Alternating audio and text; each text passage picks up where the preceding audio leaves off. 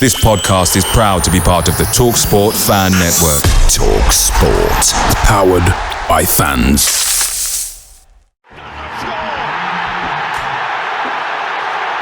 Stars with a save. Trent for the second here. A classic counter-attack, and Gibbs White puts Nottingham Forest 2 ahead. Here's Wood. 1-0 Forest. Has made an even bigger difference there. Nottingham Forest have snatched the lead at Anfield. Hello, welcome to this edition of Red Side of Trent, here to give you a player report on Douglas Luiz. I would have brought you a Juventus fan, but I've gone one better and got an Aston Villa fan because I think they're in a better place to find out. And I will let you a bit behind the curtain. This is the second time we're running with this because StreamYard decided to have a fit. Delighted to welcome Ben Moore from TikTok on BM Talks Ball, or B6 and Beyond, his new podcast discussing Aston Villa. Ben, how are you? Yeah, all good, mate. How are you? Yeah, good, thank you. Hopefully this will all go to plan. People should be listening to this and their ears will prick about Douglas Luiz, obviously coming to Forest from Juventus, loan with an obligation to buy or a option to buy, depending on what criteria he meets. How surprised are you that deal is going to be happening? I wouldn't say surprised as such. Let's be realistic. Forest are a massive club in their own right. They've got European football this season. And, you know, you've got obviously an ambitious owner in Mr. Marinakis. So I'm glad you've addressed him by his title. Yeah, to be honest, it's stuck now. So that's what all I'll call him now. But I wouldn't say I'm surprised as such. He needed to get out of Juventus, and I think you've offered him a way out. So I think it's a good move for both parties.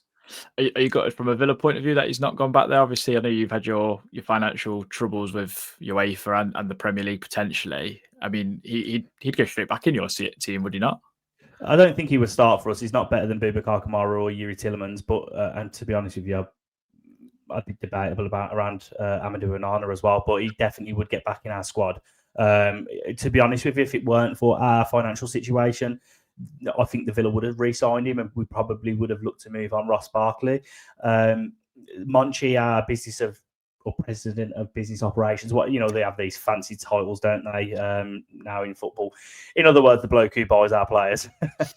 He said openly, if the deal came available and it was doable for Villa, they would open their arms back up for Douglas Luiz and bring him back to the football club.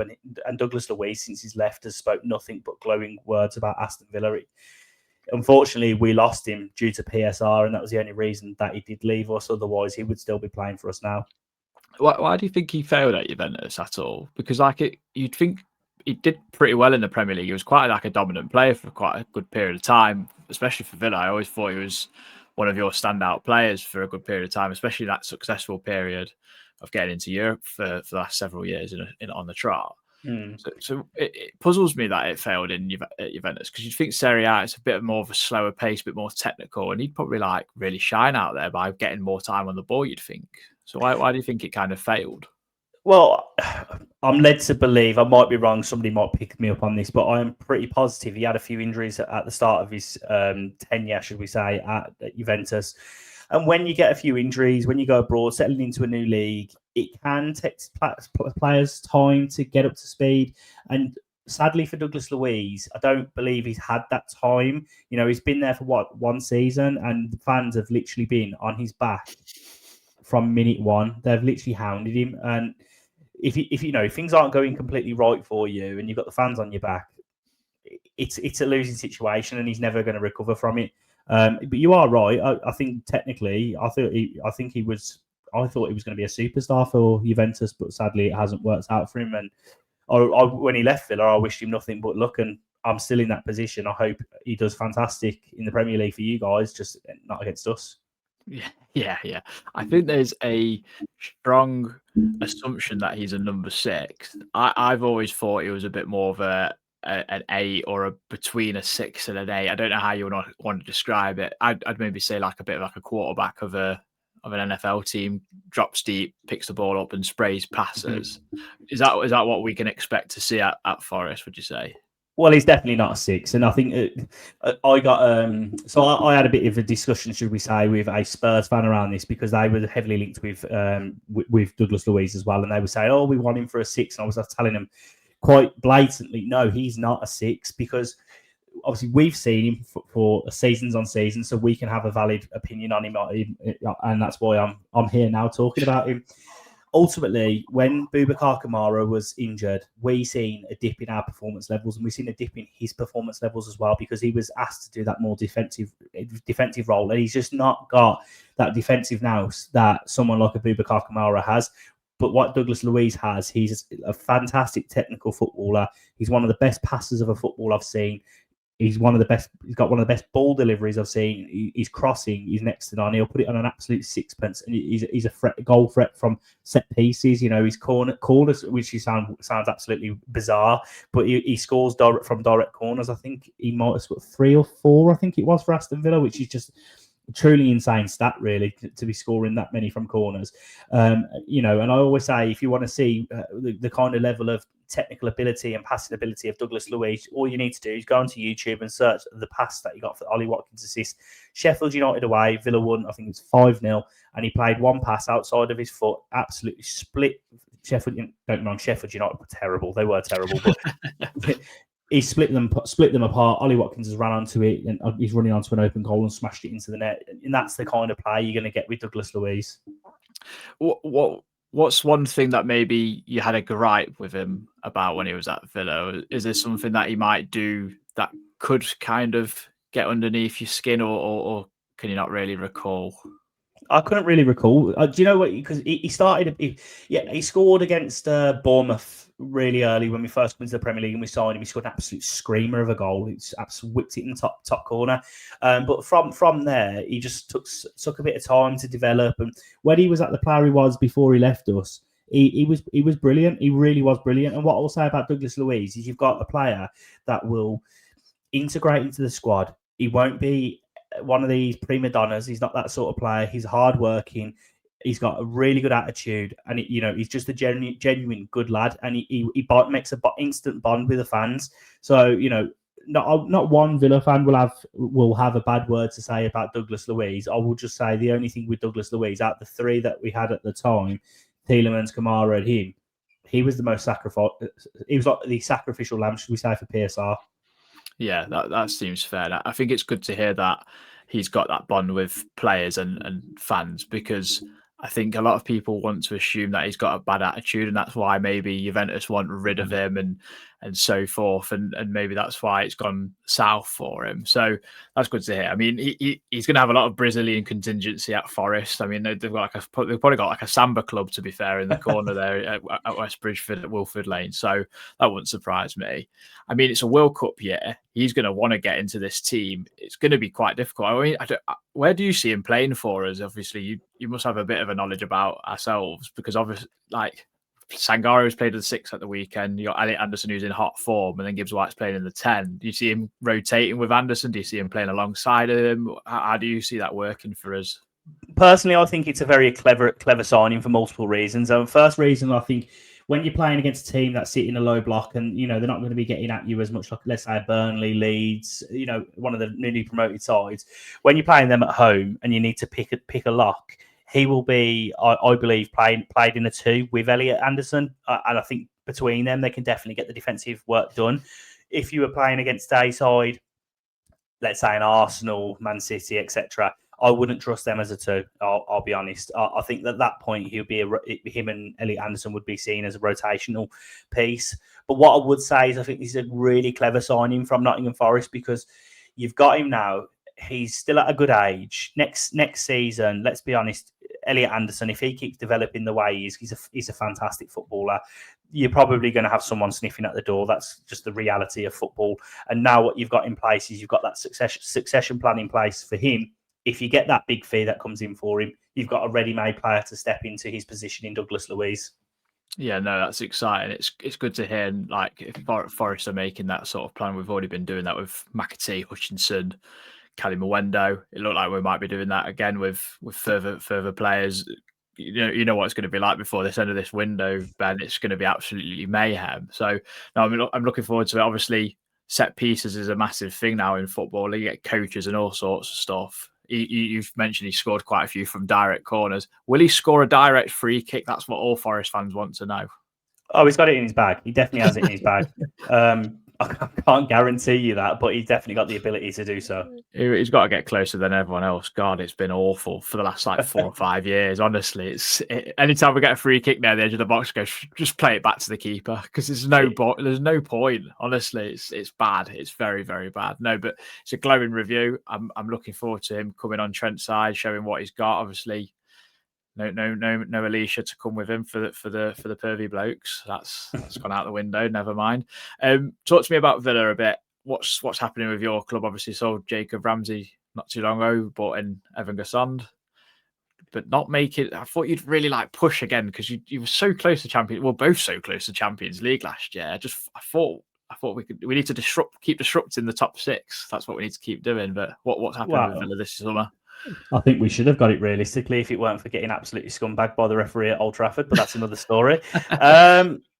It's a hard one because I don't think any Villa fan, any journalist actually thoroughly understand our financial situation.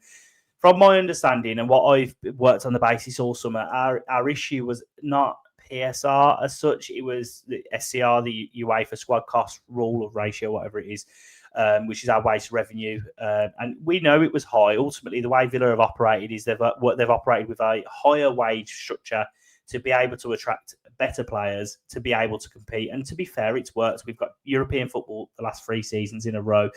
So I can't say it hasn't worked. We have now done a lot of work this summer in reducing our wage cap. So we've got rid of the likes of Leon Bailey, Leander Dendoncker, Alex Moreno's gone today, Jacob Ramsey, Robin Olsen. So we've cleared out a lot of deadwood. And ultimately, Jacob Ramsey at 44 million is with add-ons from Newcastle.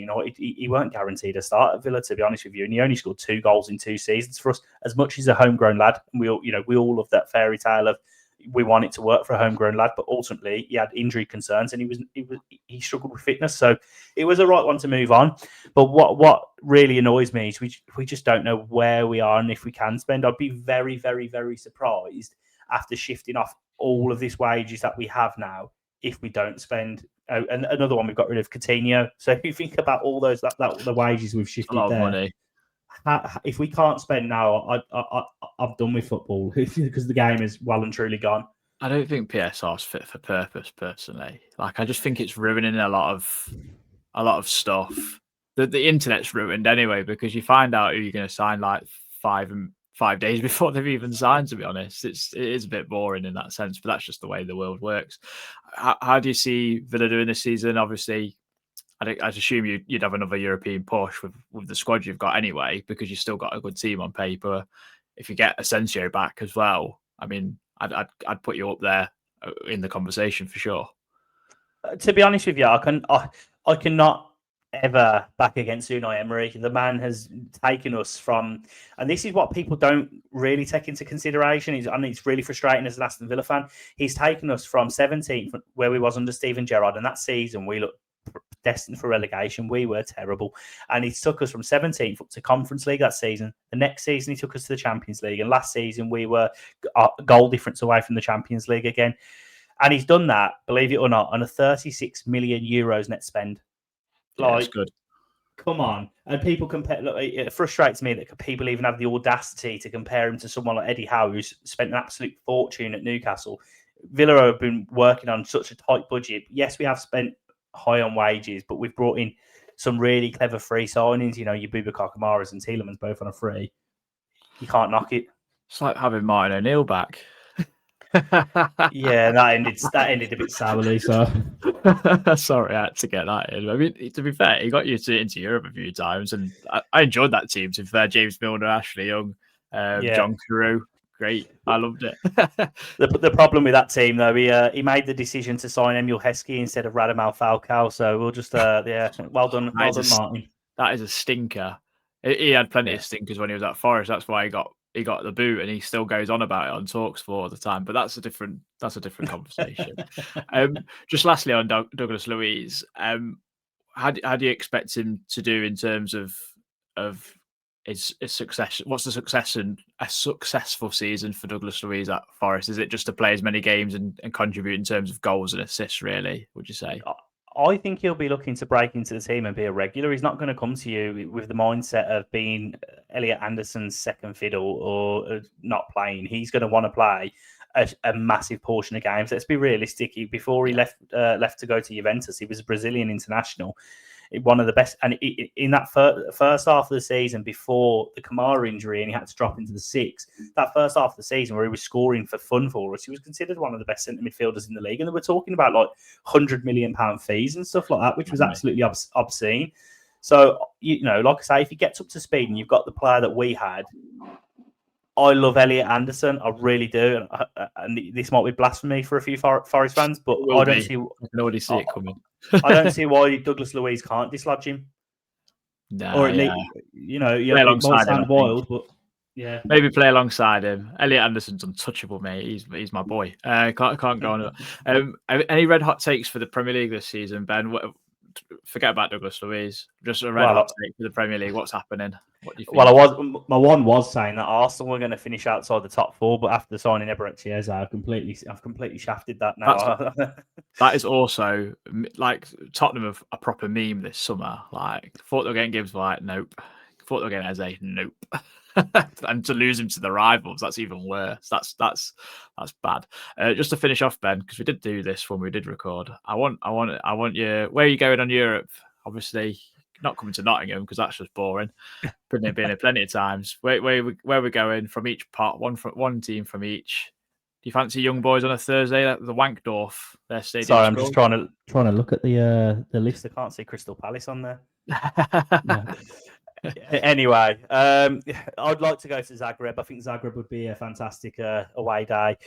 In pot 2, we'll go to Fenerbahce because we'll be there for the final in Turkey. We'll go for Victoria Pilsen. That'll be an interesting one. Pot 3, we'll go for Ludogorets Razgrad. I know it's in Budapest probably, but I don't know where in Hungary. I'm sure it'll be nice wherever you go, and then we'll go for a nice little cheeky trip to Paphos. Yeah, that's it. I think they were winning their Champions League fixture. I think yesterday, but I can't remember how it finished or anything. So yeah, no, fantastic, mate. I've really enjoyed having you on for a second time, and hopefully judging if people have made it this far, it's gone out. So that would be great. Really looking forward to obviously the season. Looking forward to our games against each other. They're always really good games, I find. I mean, hopefully we'll get another 5-5 one day. We'll hopefully be in the Europa League final. Oh, that would be good, wouldn't it? And then the suffering of penalties or something. God. Emi Martinez. Well, that's the thing. We're quite good at penalties as well. Like last season, I was just getting to the FA Cup semi-final. Majority of it was penalties. So it'd be interesting to tale of the two goalkeepers. Ben, thank you very much. Where can people check out your podcast or your content? So we have set up a podcast on YouTube, B6 and Beyond, where we talk about everything from B6, which is Villa Park, and also beyond. So yeah, if you're interested in that sort of content, head over there, and you can find me as well on TikTok, which is BM TalkSPORT, and also our YouTube pod is also on TikTok. Sorry, B6 and Beyond. Yeah, I can vouch for Ben. I've watched some of his TikToks. I've even worked with Ben the other week for doing stuff for Green King. We can see our combined 11 where we're mutually agreement that our team would win the Premier League. So, definitely. Yeah. So, no, check it out. If you've enjoyed, drop us a subscribe and a like. Do consider membership for early access to future pods. And until next time, come on, you Reds.